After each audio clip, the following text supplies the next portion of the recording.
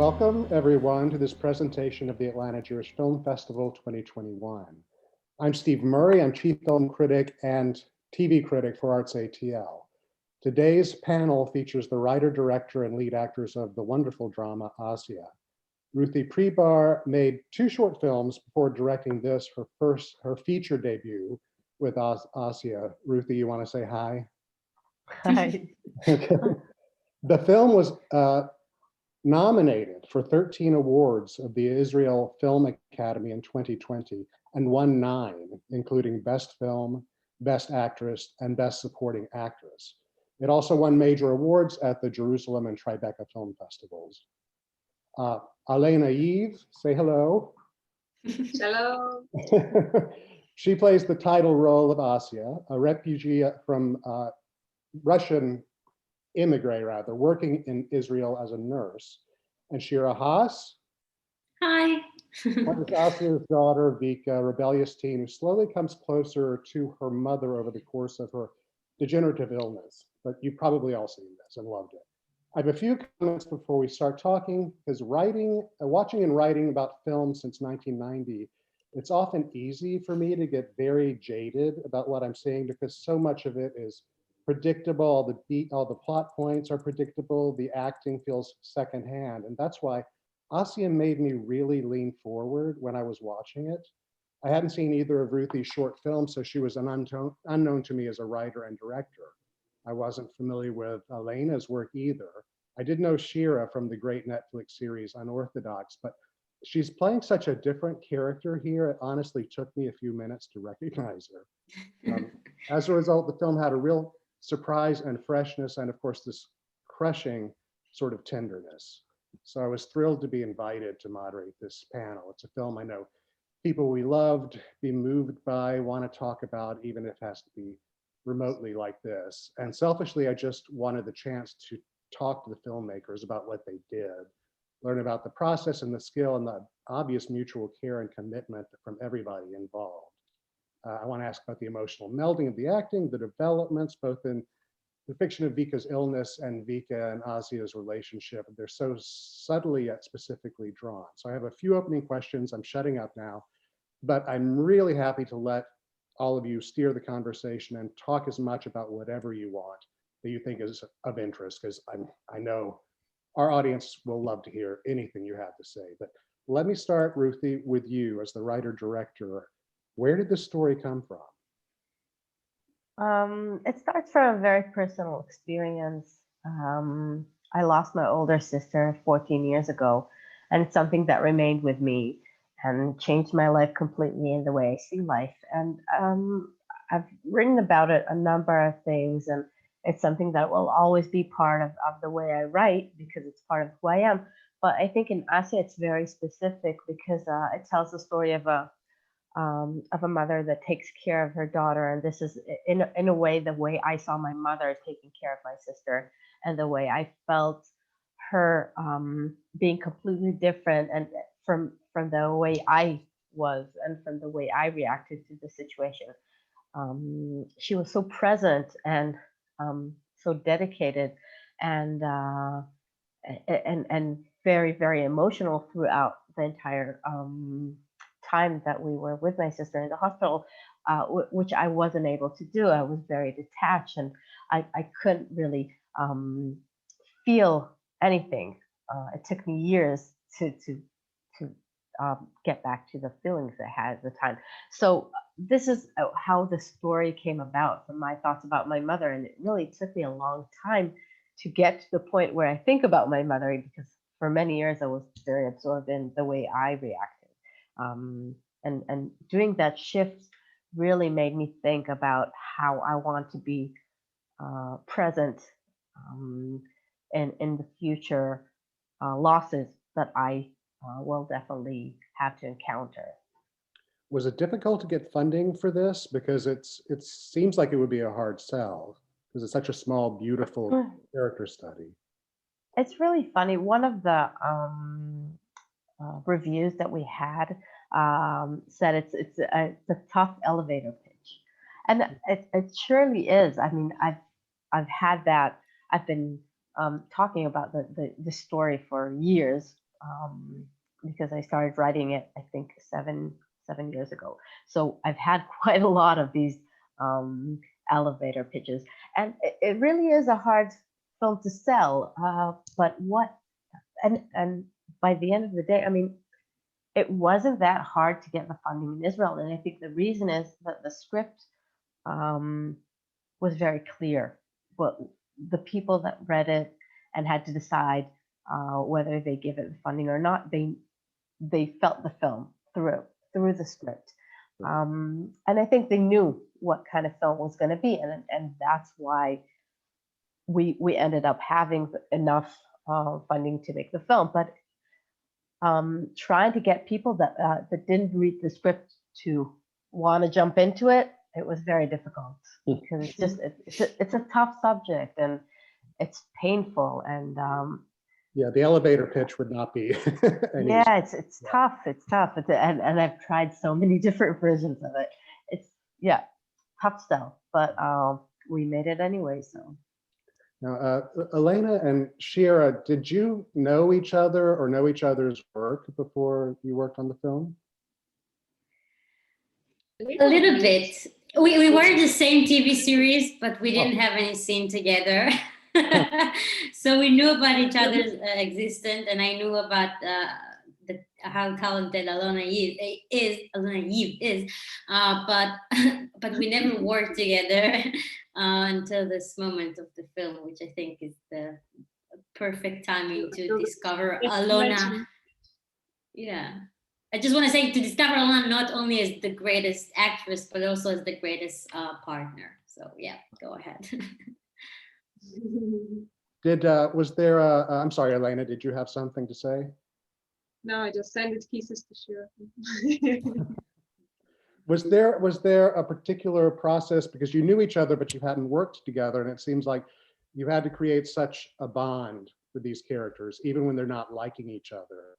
So for all of you, was there a particular process on set, or, to make that happen? All the process from the matching that we met first time till the shooting, it was like 1 year and more, because a lot of technical stories. I just gave a birth, and then Ruti became pregnant, and then she gave a birth, and then we both all together were mothers and fathers. Our producer and line also, the father, I remember. Anyway, all these different reasons postponed the shooting, but it's really make the possibility to make really good and deep rehearsals to meet and to go every scene, to really to enter every detail in language, in gestures, in meanings, in building charts, and and just know each other. We really did a lot of stuff together, eating together, getting around. So real life slowed everything down, but in a very helpful way, it sounds like. definitely. And I think, I mean, for Shira and Alona, the connection between them was so immediate, and the chemistry was there right from the beginning, that what I felt needed to do is to put a stop, like say, okay, don't get too close, because you need to start off a film when you're at separate places and having separate lives. But it really, I mean, it's just all about finding the right actresses and matching them up, and having, like, I feel like I was just very, very lucky to find these two wonderful actresses. And without them, the film, I mean, I cannot imagine the film without them, obviously. And it's actually believable. I could see the two of you and think you really are convincing as a very young mother and daughter. So I do, on screen at least, there's a real lovely resemblance, I think. Yeah, I mean, as you can tell, it was part of the process of finding two similar actresses. And I remember I was sitting before our chemistry test, before our matching together, I was sitting outside, I was waiting for them to call me in, and Alona was not there yet, and I was just reading my lines, and then Alona suddenly came, and I knew her, but we didn't actually meet and and I looked up and I was like, whoa.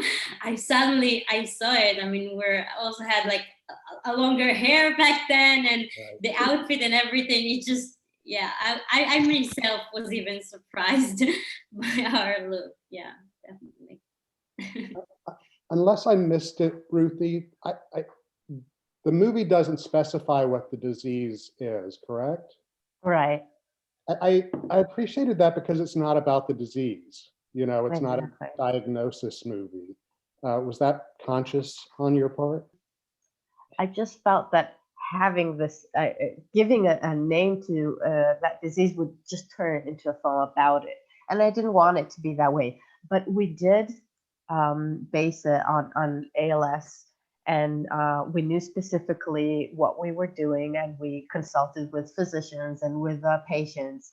And we really did a huge research about it in every possible way, like physically how it would look, how the change will go throughout time, and we would specify every scene and the way it would be for Shira and how she would act it, because it made, I mean, for her, she can tell more about it, but it was very, very important to know exactly what to do so it won't be a burden on her acting, so she could really sink into the emotional aspect of the scene rather than physical.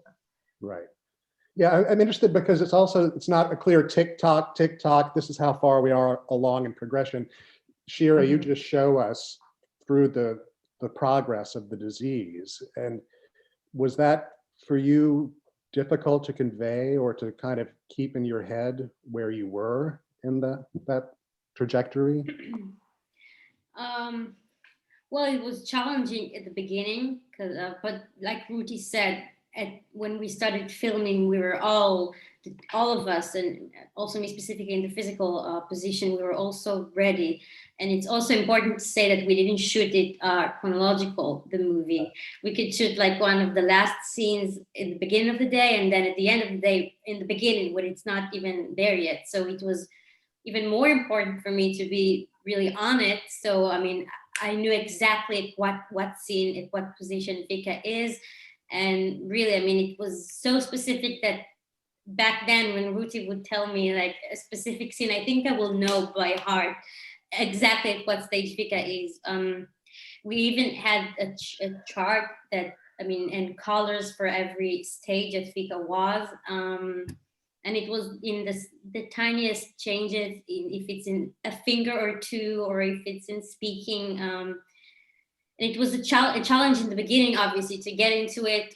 Of course, physically, I mean, practically, of course, to be very specific about it, and also emotionally to get into it. But I mean, it was so important for me, and I think for all of us, to be as accurate as possible with it, and to do justice also with the story and also with the disease and this character, even if it's not a movie about that, and even if it's not, the word is not even being said, but still to do justice and be as accurate as possible. Yeah. It's so crazy to me. People don't understand a lot of the time that things are usually not filmed chronologically. And so, Yeah. Elena, for you, your challenge would be not the physical performance, but okay, do we like each other a little more in this scene? Yeah, exactly. Yeah. Exactly. Talk about that. Yeah. What the scene before, what the next one, okay. Exactly. Ruthie, I'm interested. How intensely scripted was this, or was there any room for improvisation? I'm not really big on improvisation. I wish I was. I'm too much of a control freak to have improvisations. We would do some improvisations on in rehearsals or things like that, or we did add things from the rehearsals or from conversations that we had, or I would change the script a little bit in the scenes. So some things were changed, but once we got to the set, everything was very scripted. The only reason I would need to change it is something just didn't work. Mhm. And it rarely happened, I have to say. Like, it wasn't, I can really think of one scene where we changed something in while we were shooting, but it didn't happen that much. I don't think so. But it I don't did know. happen in the rehearsals. I felt like there is like a Yeah. open conversation, and not like, I think like a big change or anything, but always felt comfortable to say an opinion or to remove a sentence or to add a word or two. Or, I mean, I have a few examples even in my head right now. So definitely, but super ready and no improvisation while filming. Yeah,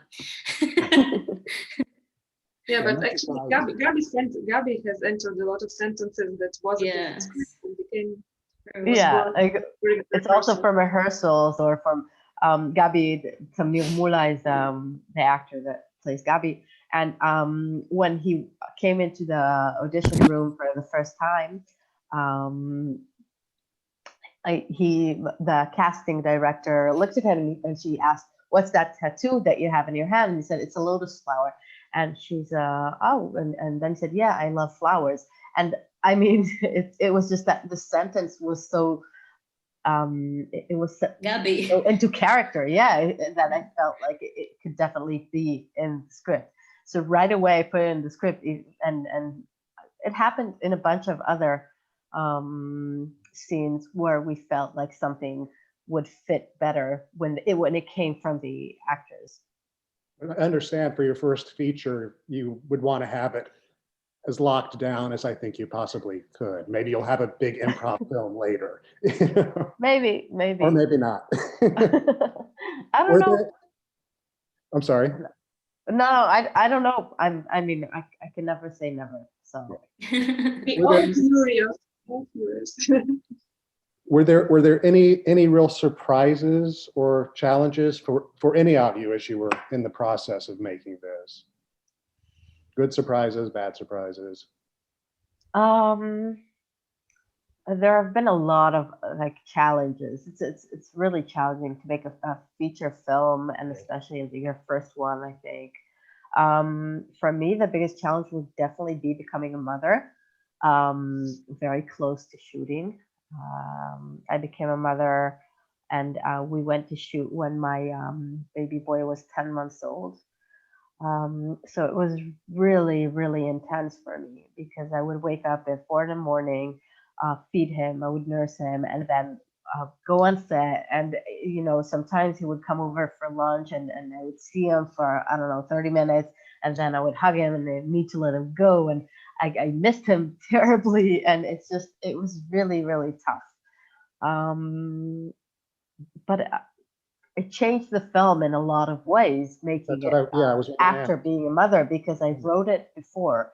I wrote it from a perspective of a daughter to a mother, and it just it didn't. I don't think it changed the script, the dialogue, let's say, but it definitely changed my emphasis on things and moments that I suddenly realized are part of being a mother, that I think you can only know once you become a mother. So this was a real challenge in making the film. And surprises, it's like every day something surprises you. I remember we were shooting in the hospital. It was a very difficult scene. We were supposed to finish it, I don't know, 3 hours, 4 hours, and we ended up spending like most of the day there.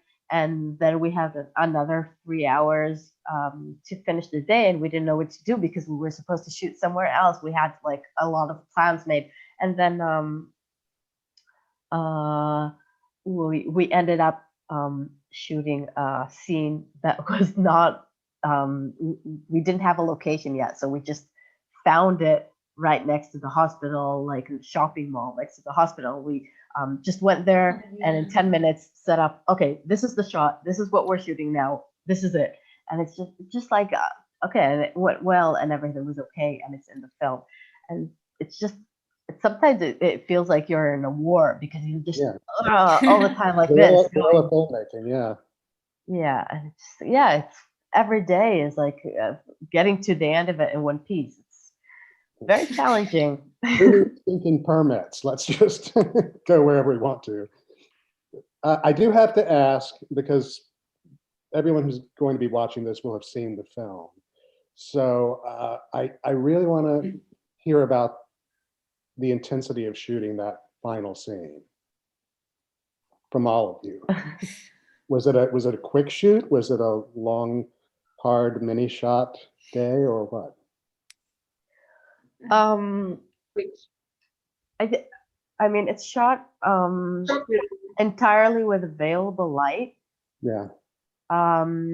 So this kind of determined how much time we would have, because it was shot during a very specific time where the light came through the window. So Mhm. once the light went out, we couldn't really shoot. We couldn't really reshoot some of the shots. We could do a little bit like additional shots, but the actual scene, I think it was probably shot in around, I don't know, probably 2 hours. Like not that much. Yeah. And, Um, and for the actors, Shira and Elena, how did you prepare for something so intense that you had to do together? Or you're just like, oh, it's a job?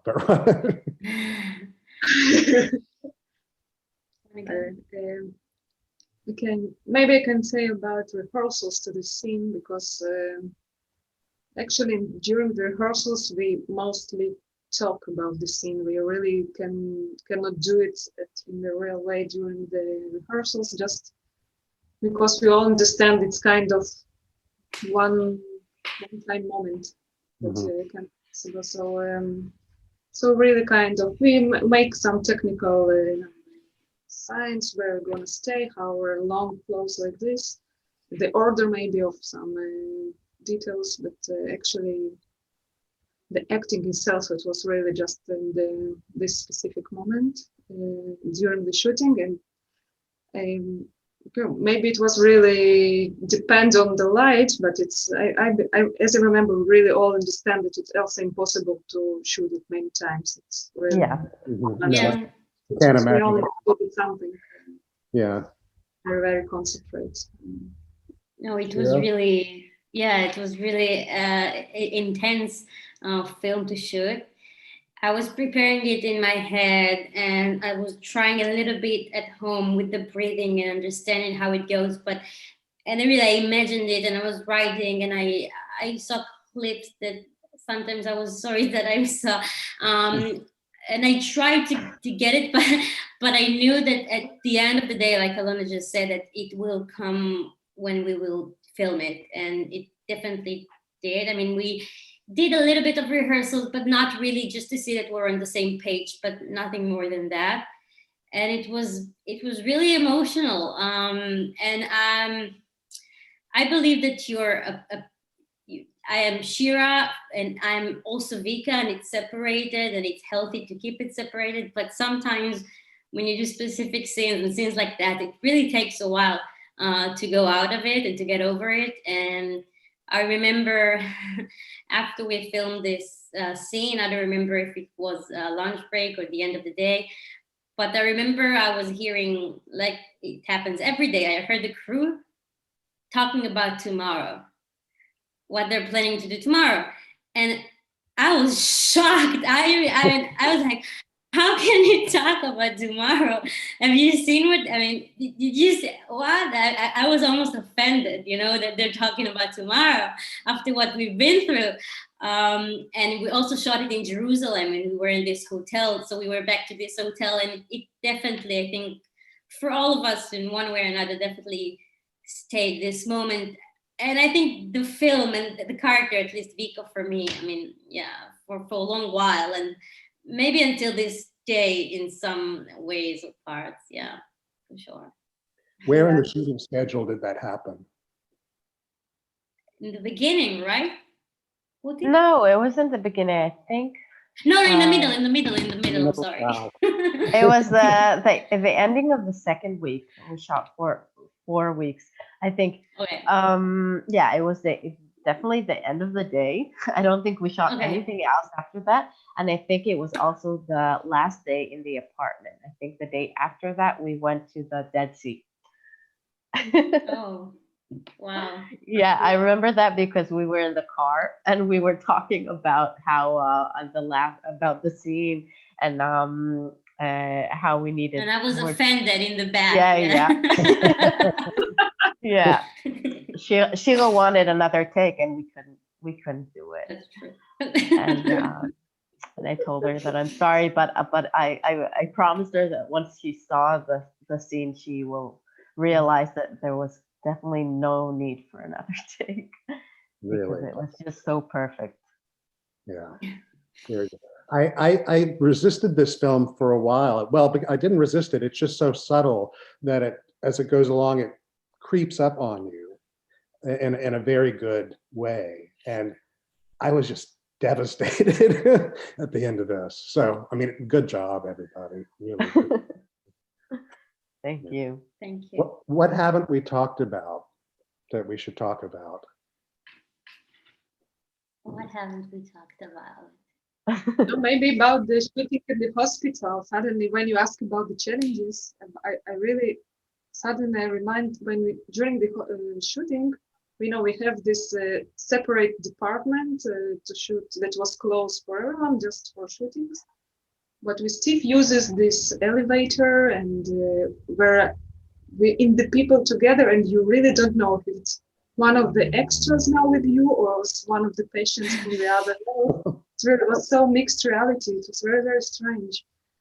And, and especially I remember this one day that we did have some scene in the real department with the children.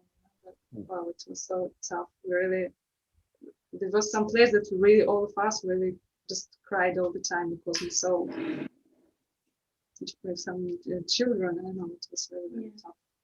Now, Elena and Shira, are you still working on the same series? No, it was like years ago. Oh, okay. Really, I think I was like 17 when when I shot the TV series that we worked together, and we didn't share a scene, not even one. I played the storyline in the 90s, she's in the 60s. I mean, not even close, unfortunately. But we didn't speak about the amazing crew that we've had, which also the cinematographer, Daniela Nowitz, and the amount of talented people, and especially women, that it's important to mention. So maybe that's a good shout out to say, and to also to close it with this applause, really, because they're amazing. So It's clearly a work of really dedicated teamwork to the people I'm talking to right now, but also everybody behind the scenes. It's kind of rare that everybody seems to be working on the same film. Are y'all working on anything new, or is everything still just sort of shut down with the pandemic? I'm just curious. It's pretty shut down, but things are still happening. Third season of Tisa is happening now. And other things that will come, but everything, I think everyone will agree, is so much, I mean, slower and different, and yeah, doing our best. And a lot of kind of maybes. Maybe Yeah. this, maybe this. We're all second guessing. We're all just trying to second guess it. Yeah. I really Same goes for the film. I mean, we're all waiting for it to come to have a theatrical release, and in Israel, theaters have not been open since March. So we really miss cinema, and we miss going to watch films, and we hope that we have the chance to watch Asia and Israel, and that in the rest of the world, cinemas will start opening up, and the film will be shown on big screen, not only at home. I mean, part of the situation is having a lot of people watch this film at home, and it's been wonderful because it's been getting so many great responses. But I'm sure that on a big screen, it's such a different experience, and I can't wait to be in a theater and see how people react to the film that way. Well, thank you for letting us see it here in Atlanta. I wish you could be here in person, but thank you so much for the time. And I'm hearing that it's about time for me to wrap things up. So viewers, thank you for watching, festival viewers, and a huge, great thank you to Ruthie, Elena, and Shira for making time with us over these many time zones. So thank you so much. Thank you. Thank you. Bye.